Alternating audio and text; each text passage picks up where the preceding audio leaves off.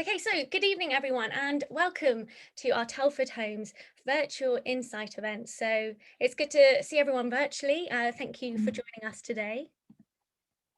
So I wonder actually if anyone, perhaps this is someone's first webinar, but if so, that's absolutely fine because I'm going to tell you guys how you can communicate through the session tonight.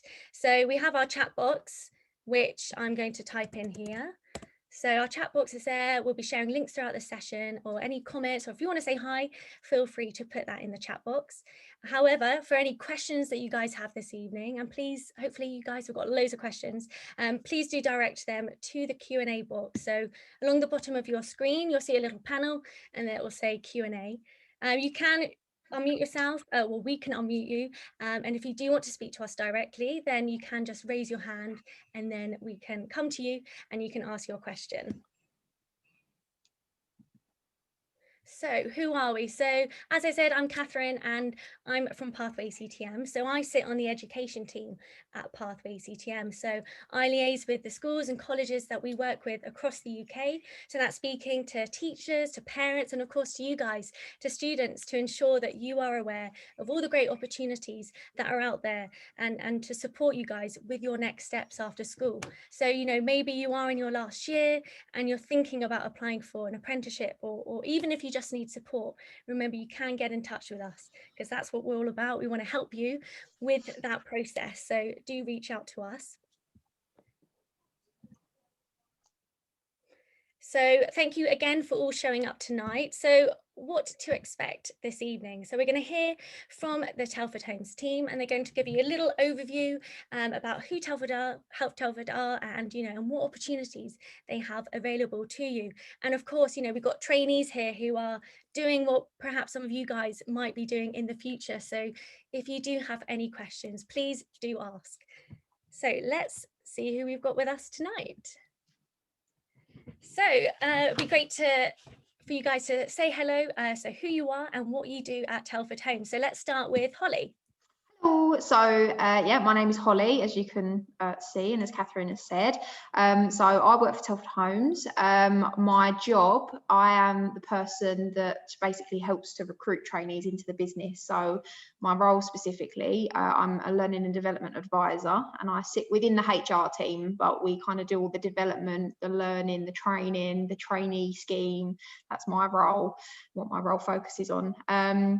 So yeah, so that's what I do, and I've been at Telford Homes for about 6 years now. So I started there when I was just before I turned 19, and I was actually doing a different job. I actually started in the marketing department, and then 4 years ago I joined the HR team. So that's what I'm doing now. So yeah, and now we work with Pathways to try and find the next generation of Telford trainees. Might be you.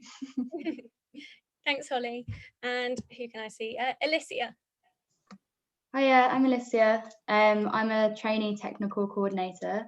So technical coordinators manage the design process of a project. So our responsibility is to ensure that the design is delivered on time by overseeing and coordinating like the consultants and the project team. So anything really from like plug sockets, light arrangements to landscaping, and like the design of the structure, so wall build-ups and materials. That's what we look at, and it involves a lot of problem solving. So we go on site and investigate a lot of solutions, and I'd say we have to ensure that the building is compliant with the current law, the current laws and regulations. Feel like that's technical coordinating in a nutshell. It's like such a it's so hard to describe, but yeah. No, that's great, and I'm sure we'll be asking you a lot more questions about that, but thanks, Alicia. And Lance. Yeah, my name's Lance, and I am a trainee quantity surveyor. So yeah, quantity surveyor, basically I'm in charge of or managing the costs of the projects. So yeah, making sure that a construction project is within budget, but at the same time to the quality and standards that they need to be. So yeah, we deal with from getting a subcontractor or someone to come and do the work on site, all the way through to final accounts and obviously paying them and making sure that they're getting the work done and at the correct rates and the correct quantities. That's great, thanks Lance, and that sounds really interesting, so I'm sure, and hopefully students have got lots of questions. There's always students interested in QS, so it's always good to know. Okay, so Holly, then it'd be great for students on the line who perhaps maybe don't know who Telford Homes are. It'd be great to have an overview. Yeah, probably should have started with that really, shouldn't I? But never mind. So Telford Homes we're actually based in Hertfordshire, right on the edge between, well, I mean, we've got very good links to London because we just jump on the train at Waltham Cross. We're right next door to the station. If anyone knows where that is, you might not. But yeah, we're sort of Essex, Hertfordshire border, but it takes us not very long at all to get into London. And we are a London-focused property developer. We have recently, I mean, we've always been private sales historically, but we've recently just made the change over into something called PRS, or private rental sector. And essentially what we do is we build blocks of flats and commercial units, and then we sell it to one managing agent and one entity, and they manage it by renting it out. So yeah, they'll deal with that. So it's you know, it's just sort of like a modern way really of city living in a lot of places. You know, sometimes people move into an area and they don't know because they've never lived in London before, but they know that they need to move there because they need to work there, for example. So they'll quite often enter what they call a private rental scheme, and it gives them the opportunity to be able to move around. And the idea is that they stay with that agent. We're not the managing agent, we sell them to the managing agent, but we build it for the agent. So that's sort of what we've been doing. But basically we build commercial units, apartments, nice apartments, and yeah, we're London focused. So historically we've always stayed within the M25. We now sometimes we might be looking to branch a little bit further out, but across London really we are now spread out. So it doesn't matter if you're not near Waltham Cross, Hertfordshire. In case anyone's listening and thinks, oh no, well I don't live anywhere near Hertfordshire, that's okay, because some of our site-based roles are the other side of London anyway, and they won't require you necessarily to be based at head office. So we have something for everybody, hopefully. So yeah, that's what we do. Yeah, that's great, and that's a really great overview, Holly. And you mentioned then the roles, so then I guess let's talk about what is on offer then for school leavers at Telford. Yeah, so I think quite often when you start to talk to people, and particularly quite often sometimes parents, I have to say, about working within the construction industry, most people just don't realise the opportunities available within our industry. And I think a lot of the time when you mention, oh, I work in construction, they think of trades, which is absolutely right, because of course the construction industry would not be around without the tradespeople. We absolutely need them. However, there are other opportunities as well that people just quite simply don't often know they exist. So the more common ones that people have probably heard about are the quantity surveying and the site management and the engineering roles. Most of these are primarily site-based. Quantity surveying is sometimes split between the office and the site, but engineers and site management are both site-based roles. And then you have the sort of lesser known ones: technical, planning, estimating and buy-in. So to run through each of these really in sort of just brief detail, because I know we're sort of, you know, on a time limit. Engineering, we generally have roles available for trainees from college leaver age, sixth form or college, you know, whatever, as long as you've had that level of education. And this would be in a sort of civil engineer environment, although a lot of what our engineers do is what they call setting out. So these people are responsible basically for levelling out a site, checking calculations, making sure that a building is basically going up accurately, is measured properly, and is not going to be wonky at the end of it all, is probably my best way of explaining it. And then quantity surveying, as Lance has kind of mentioned, they are almost in charge of managing the finances of a project to make sure that it's not only delivered on time but within budget, because of course we could spend all the money in the world and that's completely not the point of what we're trying to do as a business. So they make sure that we're not spending too much money as we're building these lovely buildings. And then you have the site managers, who are, again, they're site-based, and they are responsible for overseeing all of the people, and there can be hundreds some days on site that are building the building. So, you know, they'll be overseeing all the different trades. They're expected to communicate with loads of different people. You know, they're all very busy roles, but a site management role is very much people focused, and it's very heavily health and safety led as well, because they ultimately have to stop people from hurting themselves most of the time, because it is a busy environment and it can be quite dangerous. So yeah, they have to make sure that the build goes up on time and safely, in the safest way possible, and with as less problems as possible. And they have to, you know, problem solve. All of the roles really are problem solving. That is the construction industry, but particularly site management. Then, of course, you've got technical, which is what Alicia does. So as she mentioned, she spends a lot of time checking drawings, dealing with consultants, answering queries to make sure that what has been drawn can actually work in real life, and it goes up to make sure that the building works and not that just that it looks pretty, because they have to deal with architects, but there's so much more to designing a building than just making sure it looks nice and fits within the planning regulations. You know, they've got a lot of regulations that they have to abide by, and making sure that the building is, well, you know, passing those regulations really in line with sort of advice and all that. And then you have planning. So planning, so both estimating and estimating and planning are both part of a slightly wider department called pre-construction. And what the pre-construction department does is, before Telford Homes would buy any land, we have to make sure that when we're looking at a piece of land, when we're land shopping, we have to make sure that it's worth our time and money. Because we could buy any piece of land in London if we had enough money, but it doesn't necessarily mean that it's a good deal, because it might cost us a fortune to build it, or there might be terrible problems. For example, in London, one of the common problems that we find is having to build on top of train stations. And when you've got to build big, tall buildings, you need to find a way to support them in the ground. And quite often the way to do this will interfere with any tube stations and tunnels below the ground. So pre-construction and planning are in charge of estimating how long and how you would build a job before we place any bid, or any sort of bids at all, any, you know, offers on a piece of land, to make sure that it's feasible for us to buy. Same with estimating. They estimate the cost of a project. So estimating and quantity surveying do actually cross over quite a lot, and it's a comparison that we use, because estimators are also cost focused, just like quantity surveyors. However, quantity surveyors manage the cost during the build, and an estimator looks at the cost before we build it to check if it's going to be too expensive. Then they tell us to stay clear. So there's a bit of an internal joke, and we say that if we win any land bids, then somebody's done something wrong, because we're like, oh no, it's going to cost us a fortune. You know, only joking, but that's like the common joke.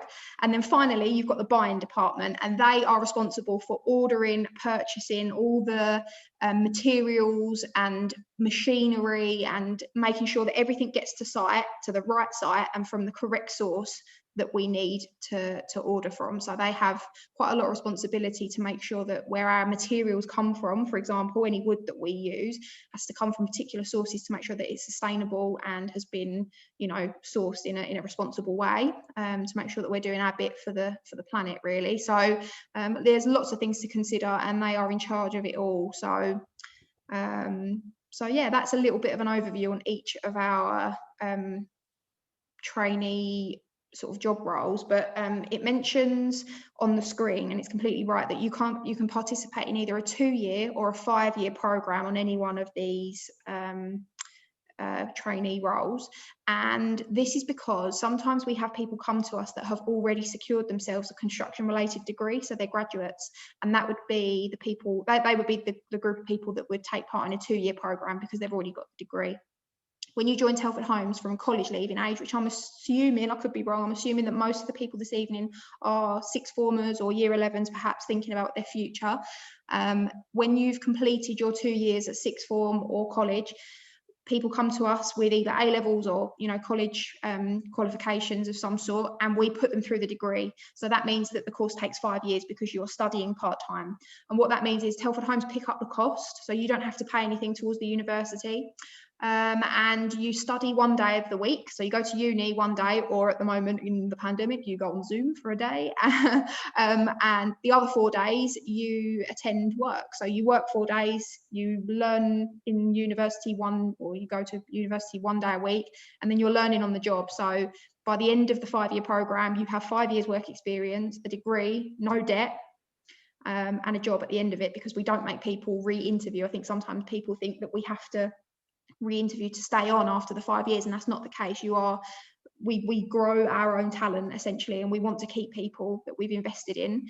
And at the end of it, in any one of these job roles you can see on the screen, so for example, a trainee quantity surveyor graduates to hopefully become an assistant quantity surveyor, a site management trainee hopefully progresses on to be an assistant site manager, an engineer would be a site engineer, and so on and so forth, you know. So the idea is that we want people to be promoted out of the trainee scheme and into the job roles that we have available, because we've invested so much time and money into you.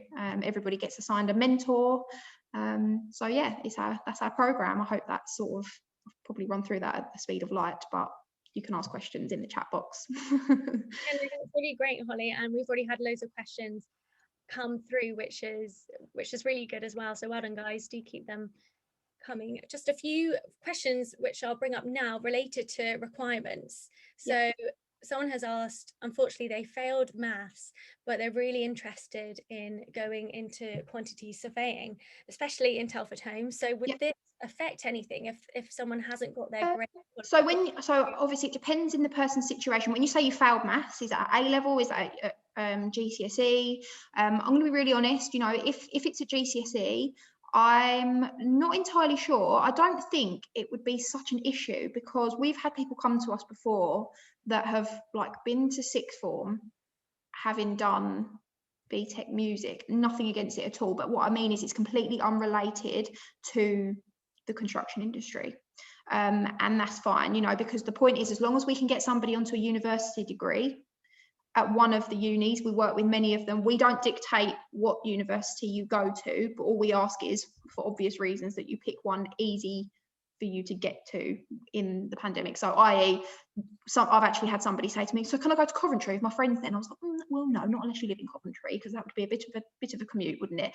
So you know, we generally, from where people live that work with us, we normally work with Anglia Ruskin in Chelmsford, we normally work with Oaklands in Hertfordshire, we normally work with London South Bank, obviously on the South Bank, and Westminster University we've worked with as well. So we're not precious. We don't say that you have to use a particular university. So as long as we can get somebody onto a course that is suitable for their job role, and you know, it's one of those universities, then you know, there's no reason why not having a maths qualification would be a problem necessarily. We do pride ourselves at Telford Homes that we have one of the most inclusive trainee programs on offer in the construction industry, and we haven't yet been awarded that title officially, but we know we're pretty much there because we've done a lot of research.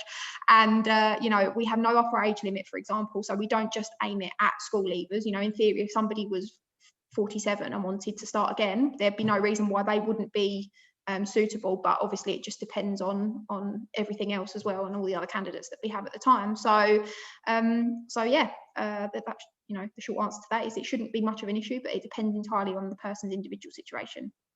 Yeah, that's great. Thanks, Holly. And as Holly mentioned, you know, you might be studying music, or don't feel like you have to go into a career related to what you're doing, or GCSE or A levels, because if you've got a passion for something, or even after tonight, if you think actually, yeah, that's just solidified that I do want to go into this sector, then really do follow that and act on it.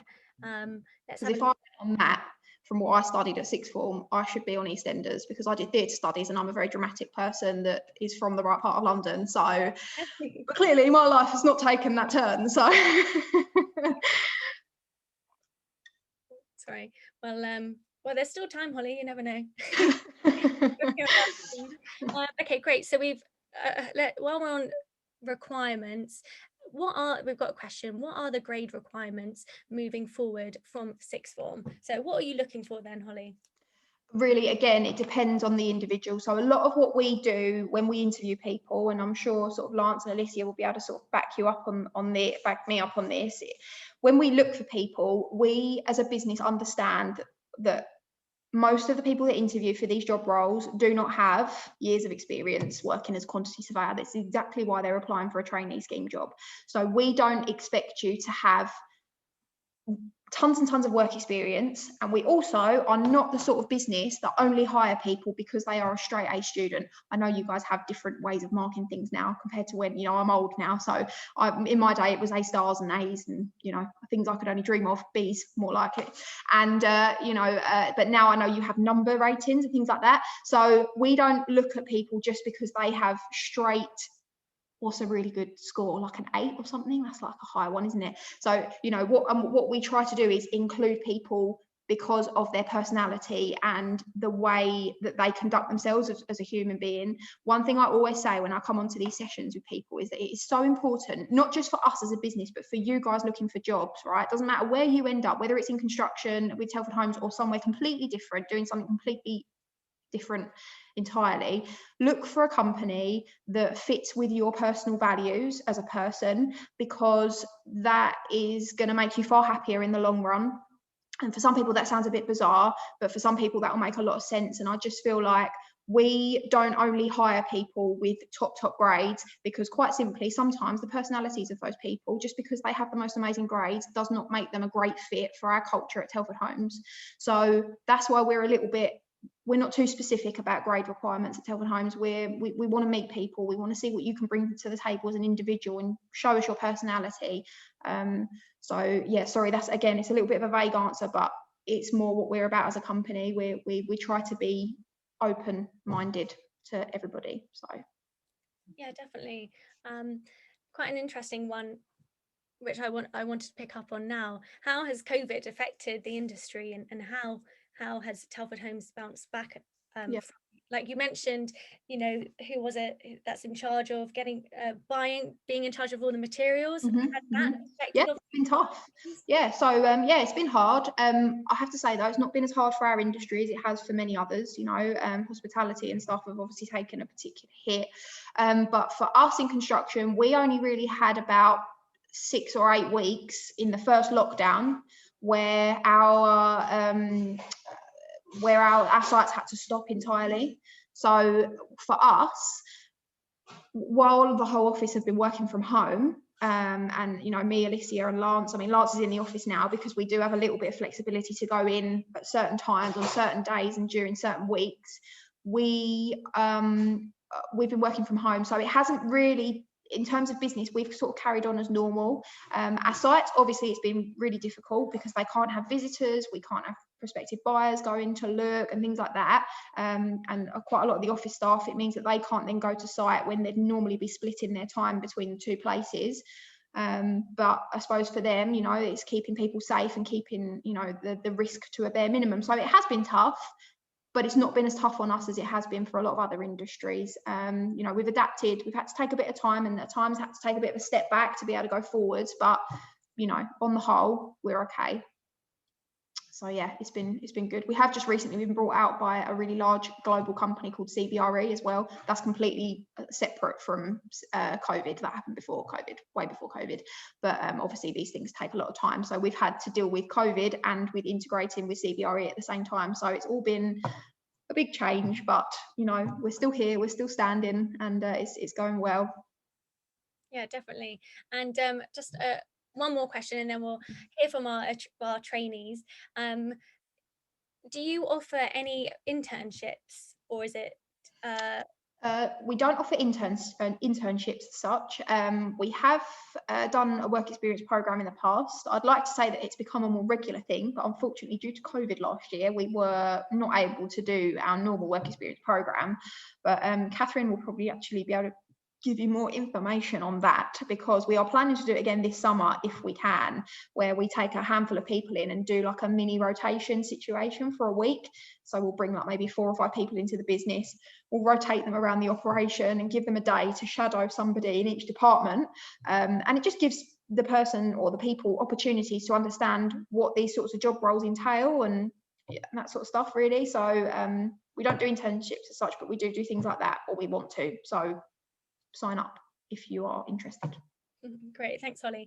Thanks, guys, for all your questions. We will come to them, but I'm conscious of time, and we have 2 great trainees who want to tell you all about a day in the life at Telford. But just to remind you guys, you know, after joining tonight's webinar. If you are keen on applying, Pathway CTM are here to support you. So we'll follow up with you after tonight's session. And of course, do reach out to us again if you've got any questions or if you need that support, because that's what we're here for. And then hopefully this time next year, who knows, you might be speaking as a trainee on one of these webinars, or hopefully a physical event by then. So Lance and Alicia, thank you for joining us this evening. So let's start off with you, Alicia.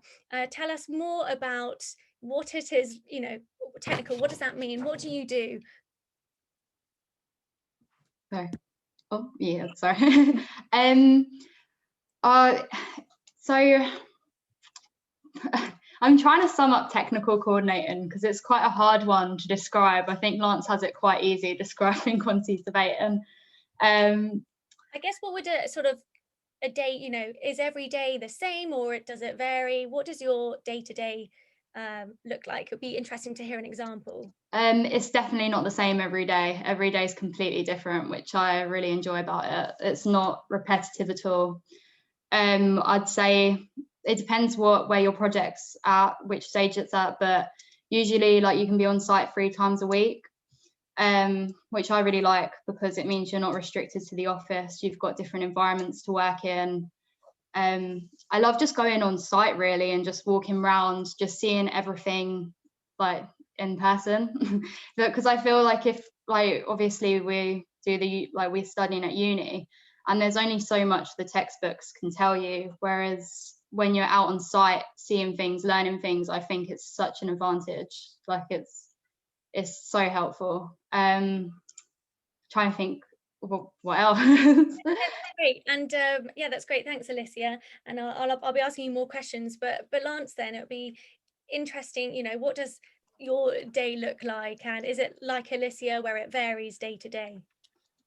Yes, I mean, the construction industry is very, it does vary day to day. There could be problems pop up, on a Monday, and then Tuesday you could have no problems, but you've got, there's always something that you've got to deal with in the construction industry. I think especially with my role, it is fairly structured, as in, so similar to what Alicia said about, like, for example, a project. My project is just say 3 years long, and it's kind of structured into sort of, I don't know, if you were to say 5 or 6 sections, where the start of the project you're dealing with procurement, so as a QS, so that's the sort of procedure of getting subcontractors on site, getting quotes and meeting them, and then placing an order with one of them to get them on site to carry out the works. Then you've got sort of like the process of managing them accounts and paying them and making sure they're getting the work done, making sure that they're getting the work done, to budget, time constraints, to program, and then I think sort of towards the end of a project, it does wind down, and you're dealing with sort of final accounts and just making sure that everything is in place that needs to be in place, paperwork and admin. And so I think there is a certain level of structure, but at the same time, when it comes to day-to-day jobs, it does vary, and it is a very sort of, a problem-solving industry where stuff does pop up quite a lot, and you kind of have to jump on it to make sure that it's nipped in the bud straight away and doesn't fester in the background for a week or 2 weeks and just become worse. So I think it's the day-to-day jobs change all the time, but I mean, at the minute, so this week is cost report week, so I've had a whole week of just basically reporting out how much we've spent this month, and just managing the accounts. So again, sort of like each month you've got, I don't know, so there'll be a week of just working on payments, then a week of working on cost reports, but in the background there's always stuff that pops up and stuff you have to do, so it does vary a lot. That's really interesting. So Lance, those cost reports then, are they specific to the projects that you're currently working on? Yes, so so my project is called Stone Studios, and it's based in Hackney Wick. And so there's a team of 3 quantity surveyors on my job, and we sort of deal with the day-to-day stuff of the project. and yeah, we sort of report the costs on that individual project and then report up to our managers, who effectively, they sort of have a few other projects below them, but I deal with the costs on one specific project. Awesome. So it'd be great to hear from both of you, actually. I'll come back to you, Alicia. Thinking back to when you guys were in sixth form, what did that look like? What did you study? And when did you know that you wanted to, I guess, firstly, go into the construction sector, but secondly, go down the trainee route and not go to university? So it'd be interesting to hear your background, Alicia. So originally, I knew that I wanted to study architecture, or get into that kind of like industry. So my school was really pushing for universities. I think at the time, I'm not sure now, but at the time, apprenticeships were one of those things that were quite unheard of. So they didn't like anything new, so it was all university. But I think the idea of going to university, I didn't really like I wasn't sure about the route of it. So I looked into other options, found technical coordinating, which I thought stood out a lot more to me. And then I just think an apprenticeship, then finding out I could do it as an apprentice, like through an apprenticeship, which like the idea of learning, working and like getting hands-on experience while being paid, I think it's a bit of a no-brainer rather than going to uni for 3 years, coming out in debt and not having a secure job. Whereas through this way, you're getting like ultimately like 5 years experience, a degree, and you've got savings as well, which Yeah, no, absolutely. I think if lots of people now, and Holly, I'm sure you've said it before, if you could have gone down this route, then perhaps you would have done it. Always. Every time I come onto this call to do things like this, I just think, where were pathway when I was sixth form? Like, I'm only 25, so it wasn't that long ago. It might seem like a long time ago, but it wasn't actually that long ago. And like as Alicia, Alicia, it was even nearer, like in terms of time, and we actually went to school in quite a similar area by pure coincidence, and my school were not at all publicising the whole, just lobbed my pen across the room, and they were just not at all publicising the whole apprenticeship work as you learn and earn type of thing at all. Like, it wasn't available, and I knew uni wasn't for me, and I just couldn't wait to get out and work. So I didn't even end up doing a degree, which is absolutely not the point of this conversation. But the point is, I knew I didn't want to do uni, but I knew I just wanted to get out and work.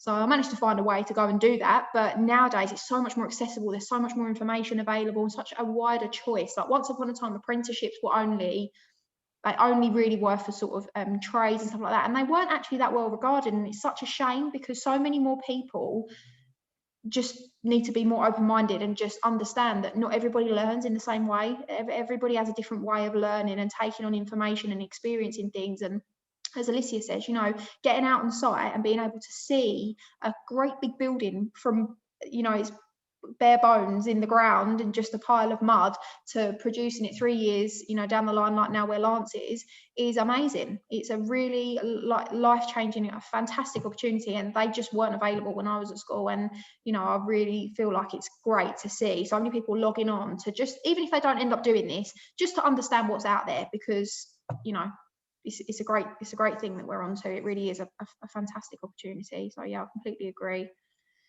Yeah, that's great. Always interesting to hear your background, and hopefully students, the more events you log on to, the more stories you hear from different people who are working, in certain industries, who perhaps didn't study it, and hopefully that inspires you to do what you like and what you're passionate about.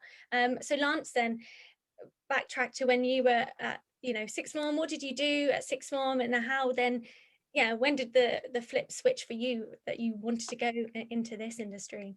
So I actually, when I was at sixth form, I was very money. I always say I was money motivated, so I just wanted to work and earn money. And during sixth form, I basically had a full-time job, and I didn't really.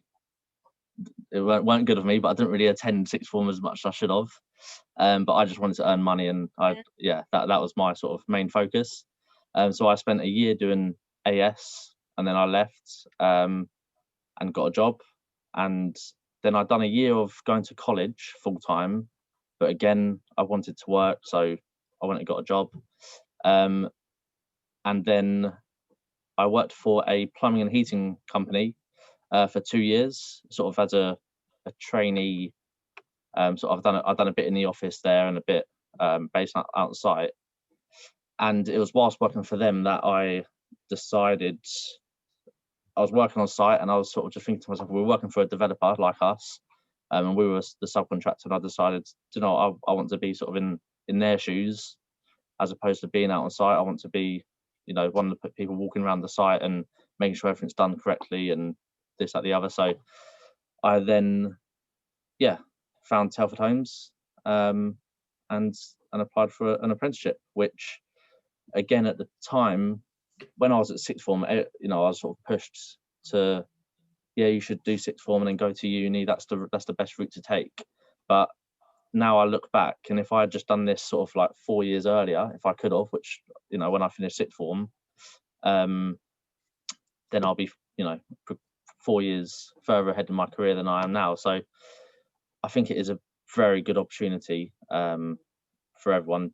Like Holly said, you know, you learn and you earn. You have no debt at the end of it. And yeah, it's a very good opportunity. A lot of people don't look at apprenticeships as a good qualification, or but yeah, it is a very it's a good option. Can I take this one? Sorry, 1 second, guys. No worries. But that's interesting to hear, because you know, speaking to students, they often say like, oh, what's the starting salary? You know, Yeah. you want to know how much you're going to be earning. And I like how, Lance, as you say, you were driven by having, you know, having money in the bank and progressing in what you were doing. And you've eventually sort of found where you wanted to fit in with, you know, to. Yeah, so that was sort of the big thing for me, was the fact that I could earn and at the same time not have to, you know, Telford Homes pay for your uni fees. That was a massive thing for me as well. But yeah, I mean, everyone's different, but yeah, personally, I preferred this route, and I do look back and wish that I took it 3 or 4 years earlier, like I could have. But unfortunately, at the time, it weren't something which, you know, we didn't have these kind of webinars to go to, and it is good that this is available for people now. And also, I do think with the construction industry, a lot of people, when you're at school or at sixth form, you don't learn about the construction industry, but it's one of the biggest industries in the world, and you don't learn about. People just think it's a dirty job. You go and get your hands dirty, and that's about it. But there's so many more sort of job roles behind the scenes as well. People don't often realise, do they, like the level of professionalism involved? Yeah, so there's so many job roles in the construction industry, and you could there's hundreds, thousands that you could sort of go to. So yeah, so true. Yeah, definitely. And actually, students on the line, it'd be interesting, you know, do feel free to put in the chat box if you know that you're interested in buying or planning or whatever that might be. It's always interesting to hear, or perhaps you don't know, because I guess it can be quite hard to know what you might want to do. But in terms of then applying, Holly, I'll come to you. You know, how do students, someone has asked, firstly, when do applications open? Now, they opened yesterday, so we're ready. So you can, Pathways will give you the link in due course. And you can start applying, which is great. Oh, and Timothy has put in the chat box that he's interested in quantity surveying, which is a popular one, quantity surveying. So perhaps, and another one, iBad. Oh, hi, iBad. Good to see you. iBad is often on our webinars. It's the best job role. Lots of advice at all. We'll get some technical students coming your way, technical roles. So yeah, Holly, how do students go about applying? What does that process look like? So in a nutshell, so you will need to apply via the website. So we now actually go through the CBRE website. It doesn't look anything like Telford Homes branding, but they own us. So we go through that. As I say, Catherine will have the links. So she'll be able to send them out to people that are interested. But it's basically you apply online, fill out the application and submit your, the necessary information that the portal asks for. And then it's down to me and a few others to sort of go through, sift them, work out the people we want to contact and invite to an assessment centre, and the people that have not been successful. And the people that have been successful, we normally invite them to a face-to-face assessment centre, which consists of about 4 stages in one morning. If you're not familiar with an assessment centre, it's like a group interview sort of thing, basically, where there's lots of different people, maybe 10, 12 people, and we do different activities to suit different types of personality. Because normally when I say assessment centres, people go, oh, and they roll their eyes. And some people in the past, I've actually had someone go, like a competition then, and it's not like a competition then. Like, it is a little bit of that, because you've got to show your personality, but that's not what it's about. The point is that we are trying to see people for who they are, and just because somebody is a certain way doesn't, as I said to you about the grade, doesn't mean that they necessarily are going to be successful in our business. Doesn't mean they're not any good as a human being, or that they won't be great, absolutely fantastic somewhere elsewhere. But we are looking for certain types of people for our business to fit in with our culture, and that is the most important thing for us. So we'll invite people to an assessment centre. It takes one morning. Generally, we know by the end of that assessment centre who we're going to be taking on. It takes about 2 weeks to sort things out our end, and then we phone people, make them the offer. We normally host these assessment centres around April, May time, and then we get them all ready, get all the paperwork sorted, done, dusted, so you can have a nice summer, chilling, doing whatever you want to do, travel the world, work, whatever it is, and then they start beginning of September, so in line with the academic year. So that is how it works. Great, thanks. And as Holly said, they are open, but we'll be here to support you guys through that process. So speaking of that application process, Alicia and Lance, it'd be really interesting to hear from you guys how you found that and how you prepared, and any advice perhaps for students on the line tonight. So Alicia, let's start with you. How did you find the application process? Well, I was still on the old system, so I didn't go through that. I just had an interview, like a job interview. It only started after I joined. So, but I've seen people, because wasn't it happening in the office, Holly? Yeah. Like, didn't we have? Yeah, like everyone was building out of pasta, like little model buildings. It seems quite fun. Like, it's nothing, I wouldn't say competitive. It's like just seeing how you interact with each other, and it's quite funny walking past and seeing everyone trying to build their models. And the next year we go, that was you last year. Do you remember? It's been a whole year. And they go, wow, yeah, it's been a year. I guess then, Alicia, had you had much experience then with interviews? Because some students, when they apply for apprenticeships after school, it's like it can be the very first interview they've ever had. What would you say to students to maybe best prepare, or any advice just in general? Well, that was my first interview. I was just really lucky. I think it's just enthusiasm, really. Like Holly's been saying, it's not so much the grades. Like, I was never, in school I was always enthusiastic, but once it came to exams, my mind would go blank, and I'm just not very good with exams.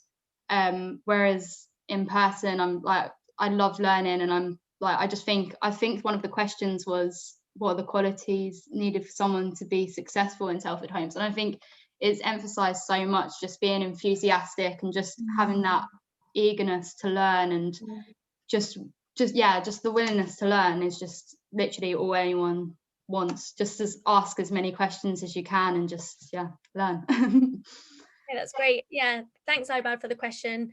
As Alicia said, just being yourself, and as Holly mentioned earlier, it's not always about your grades, just allowing your personality to come through. Lance, then, from your side, how did you find that process, and any tips for students tonight? So I believe I was the first group, weren't I, Holly, to do the... I think you might have been, yeah. Because I remember myself and Sam, who were on the... That's right, yeah. We were nicknamed the guinea pigs, because we were the first trainees on the scheme. Right. Yeah. So I really enjoyed it, actually. I thought it works really well. I think it relaxes you as well, because you're not only it's a job interview at the end of the day, but you're there with I was there with 3 other people, so there's 4 of us in total. and we all kind of knew that we're competing for the same job role, but at the same time we had 10 minutes before we were chatting, and it kind of eases you into the situation, especially if you haven't had interviews before. It's a good, it made me feel comfortable. So being with other people, and sort of you just bounce off each other as well. So I did enjoy it. And it's not all group based. You know, you do have there's sort of like parts of it where it's just yourself and someone from Telford Homes. So it's kind of a mixture of an interview, meeting other people, and sort of there's like problem solving things that we put in there, and it's, yeah, just like Holly said, it's a good way to see how people interact, and, you know, show their personalities when they're around 4 or 5 other people. So yeah, I enjoyed it. I thought it was really beneficial as well, and I thought it's a good way as well for people at Telford Homes to understand the people you know, applying for the jobs, because I think you can understand someone a lot more by seeing them in a certain, you know, a problem solving situation with a group of 4 people, as opposed to sitting reading through a CV. So it's yeah, it was. I thought it was a good process. Yeah, definitely. And you both talk about it, you know, I can tell from how you talk about it that it was enjoyable, which is always good to hear. Yeah. Often you can be nervous in that setting. So you know, guys, thank you for all the questions. I will come to them. I just got a few more questions from my side. So some students who, you know, maybe you guys are in your last year and you're thinking, oh, if I don't go to university, I'm going to miss out on the social scene. And, you know, what is the social scene like at Telford Homes, and what would you say to those students who are perhaps worried that they might miss out on that if they go down this route?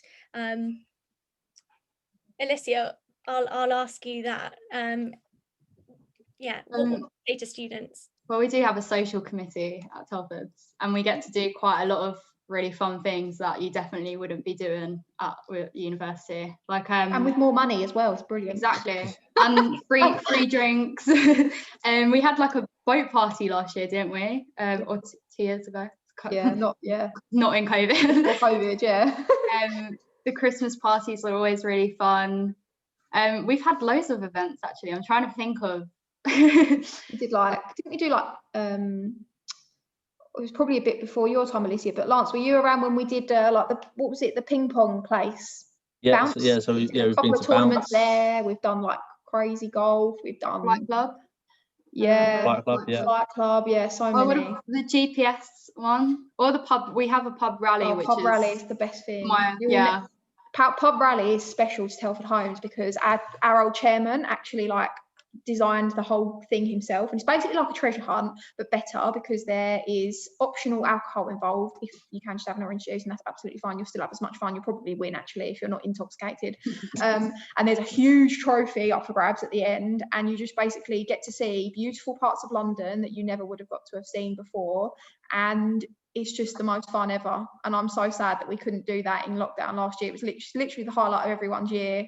We do normally look very crazy though, sprinting through central London, doing pub rally whilst we're drunk.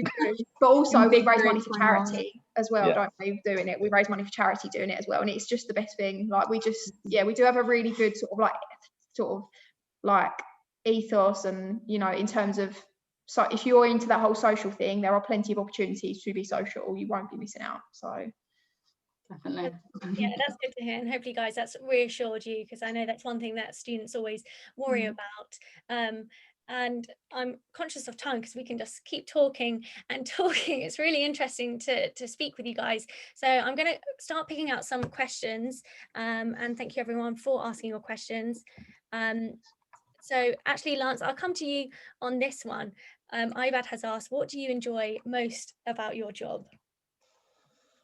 Me personally, I really enjoy sort of just looking at numbers and sort of looking at money at the end of the day, sort of on paper, and that's something which I've always enjoyed, I think. So I like I like dealing with very large sums of money within the company, and that's, as a quantity surveyor, that's kind of your job role, and that's what you do day to day. But at the same time, I think my department, the commercial department, it's a very sociable environment. Everyone, I don't think there's one person in here that I don't get on with. We're all quite close friends as well.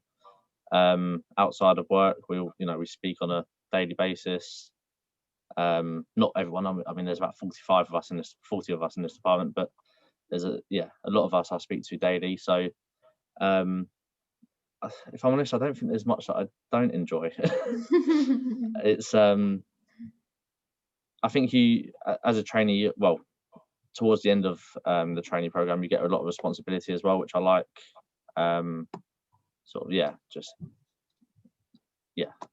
Gaining more responsibility within the, on a specific project and in your team. I think that's quite rewarding as well. So great, thanks, Lance.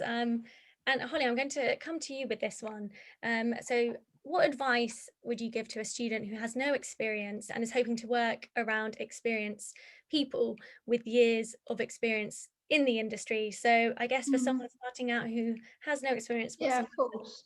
Just know that you are not the only person that hasn't got 45 years experience in, whatever chosen field. And again, this doesn't just go for construction. This is just me speaking from, a sort of a recruitment perspective. Any good company, again, I can't labour the point enough. Find somewhere whose company values align with you as a person, because you will have such a fantastic time in that company if you can do that. I'm not saying you won't have a fantastic time anywhere else, but it makes going, you spend so much time at work, it's worth being somewhere you are happy. Pay rises and promotions, they can, sort of soothe people for a while, but ultimately if you're not happy within the company, then,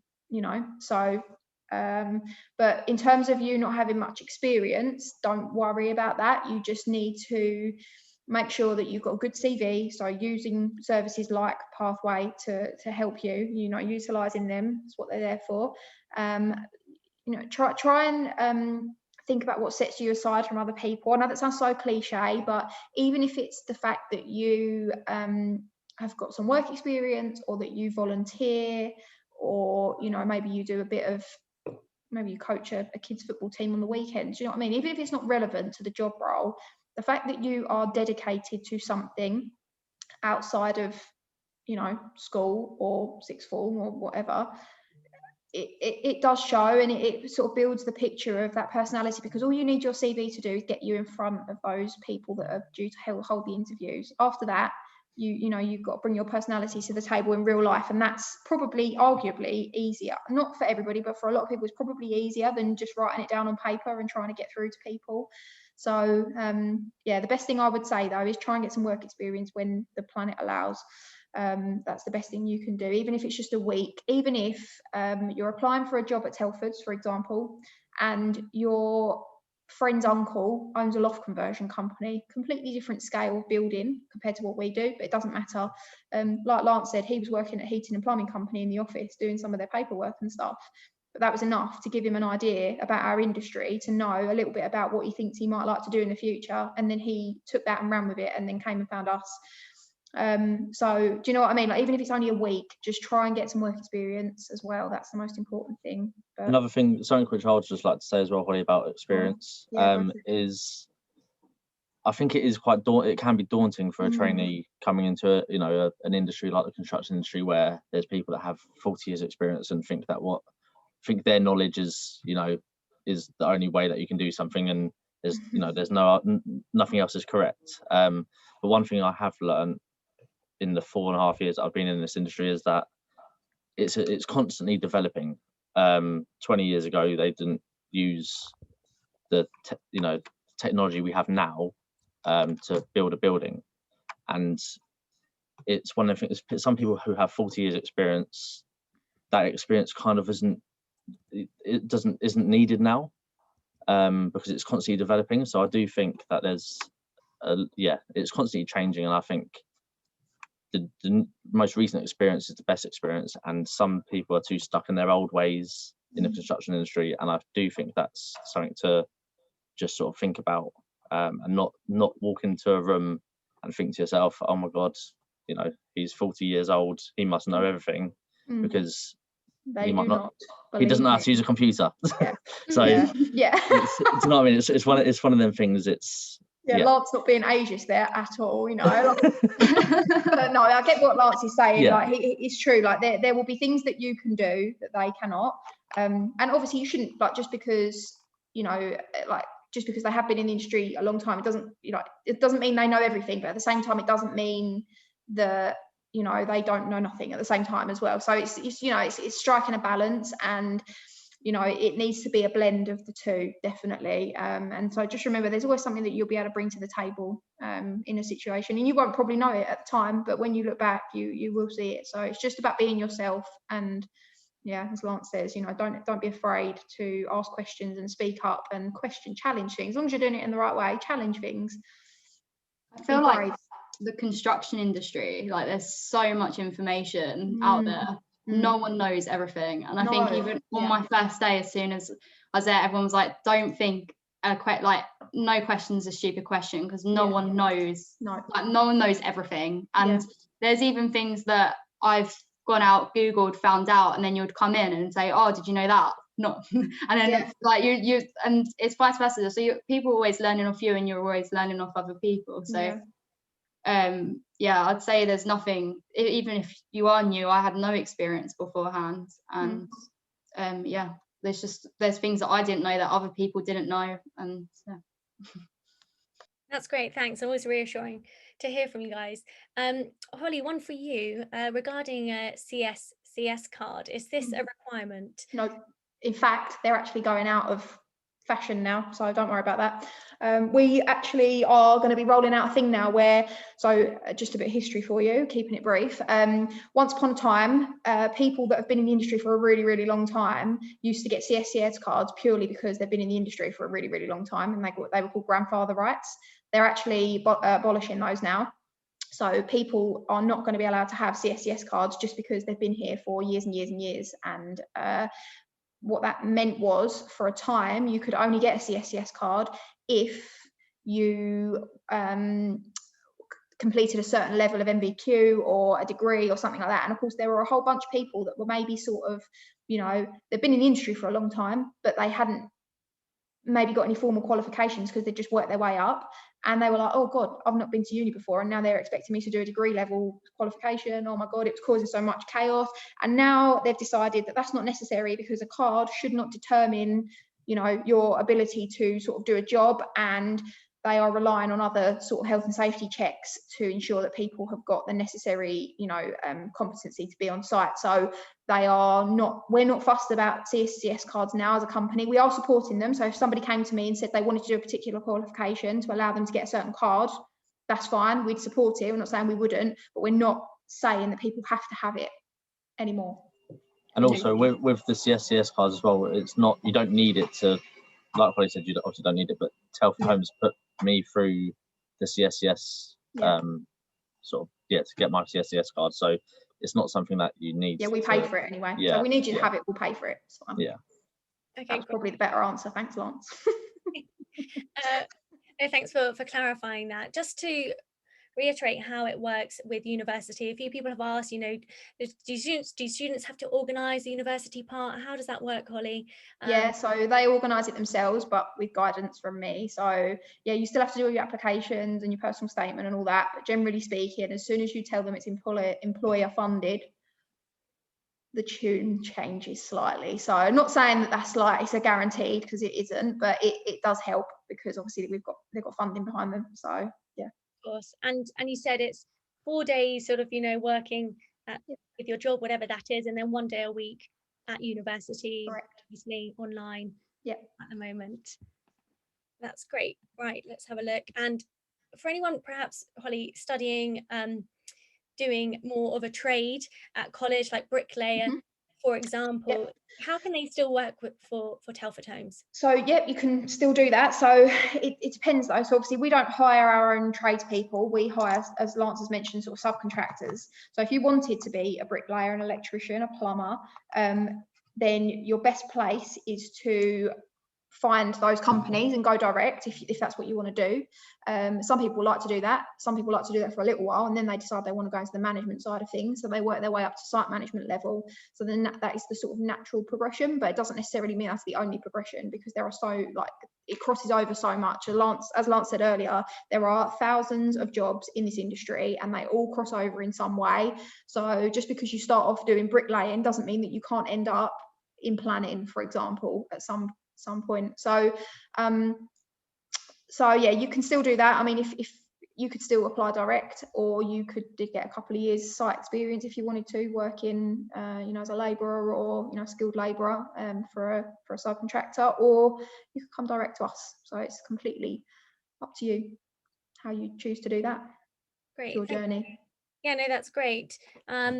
One last one, and then we will finish, guys. Thank you. Regarding the trainee programme, would this role be focused more towards procuring land, or could the opportunity to gain experience in an urban design field be attainable? So if you're asking me, can you go into land buying, which is sort of what that first bit sounds like, we don't actually have a trainee programme in land at the moment. The opportunity might come up in the future, but right now we don't have that. We do have a land buying team, obviously. I mean, they're split up into lots of different little functions, but we do have land and planning as a wider department. But yeah, currently no trainee positions available with our business, but it doesn't mean that other businesses won't have that. So, it might be worth a bit of research. What was the second part of the question? Sorry, Catherine. Yeah, it was an urban. Sorry, I've just lost it now. Think about an urban. Yeah, then with the opportunity to gain experience in an urban design field, would that be obtainable? I don't really know what that means. Sorry. If you could expand, maybe we could talk about that. No, that's fine. And someone has mentioned, I think we mentioned it earlier, in terms of someone is studying plumbing level 3 at college and would like to progress onto site management. Yep, and they ask, how do they go about finding out opportunities? So the best thing to do would be, again, to sort of look at the opportunities we have available. I'm just trying to work out what the levels, I mean, the idea is that I think it would be HNC, HND. Lance, isn't that the route you went down, HNC, HND? Yes, yeah, so I done just to bridge the gap between level 3 to 5. I done HNC for 2 years. Yeah. Then I done HND for 2 years, and now I'm starting my uni. So yeah, I'm kind of a bit of a prolonged one, aren't you? But it's not. As opposed to it being 5 years, it's going to take me 7 years. That was down to Lance's individual situation. Yeah. But obviously, if you're at plumbing doing that, so if you're already achieving a level 3, then we would just need to bridge the level 4 gap. That's all I'm thinking. And I can't not quite in my HND, HNC brain, but there's a course that we can put people on to sort of bridge the gap. Because what we ask for is, by the end of the 5-year programme, we just need people to have completed a level 6 education. I think you can actually do, I want to say you can do a HND with a level 3 qualification. Yeah, that's what I feel like, but I didn't want to commit to it, so Lance did. So if it's wrong, you can. I think you can, but with me it was because I literally didn't have I didn't have A levels or a level 3, so I had to do.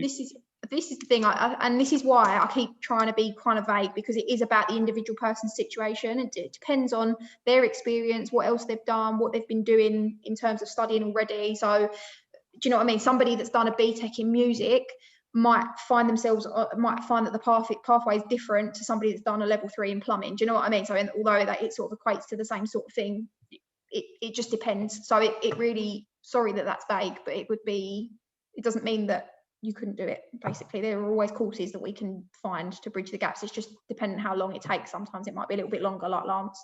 And if you're down for that, then great. But if not, then fine. There's other opportunities out there. Great, awesome, thanks. And someone's asked, can they connect with you guys on LinkedIn? I don't know if you all have LinkedIn and if students can connect with you. I actually don't have a LinkedIn, but I was talking about this recently. I'm like the only one out of my friends that don't have it. So I think I'm gonna make an account soon. So maybe within the next week. I don't know if this is just me being weird, but I try not to do that just in case anybody ends up interviewing with us. I don't ever want it to look like a favoritism situation. I think there's definitely a professional word for that, and I can't remember what it is. But anyway, you know what I mean. So personally, I don't, but you're more than welcome to email me. We've got an email account. So if you want to email to ask questions, then I'm happy to chat to you like that. So that's fine. But, you know, just not LinkedIn, probably the best thing. Yeah, but well done for asking though anyway. Yeah, thanks for being brave, because I wouldn't have been, sorry. But yeah, thank you all so much. It's always a pleasure speaking to the Telford team, because it's you guys are always so lovely and it's so easy to speak with you, but I'm conscious of time, and thank you all so much for joining, guys. So next steps, I have put in I've shared a link, because it's always good to hear your feedback after today, and of course we'll be asking you if you are interested in applying, because then Pathway CTM can help you with that process and getting an application in, and of course you can email us at any time. Do follow us on socials. We've always got some competitions and giveaways and things on there, so give us a follow there. But thank you so much, Holly, Alicia and Lance, for your time. Thank you to students for logging on this evening and asking really great questions. It's always good to see you being proactive, but yeah, thank you very much to the Telford team. Thank you. Thank you. Everybody. Thanks for attending. Thanks, Catherine, as well. Yeah, that's okay. Always good to see you virtually. Oh, take care, everybody. Thank you. Cheers. Bye. Thank you. Bye.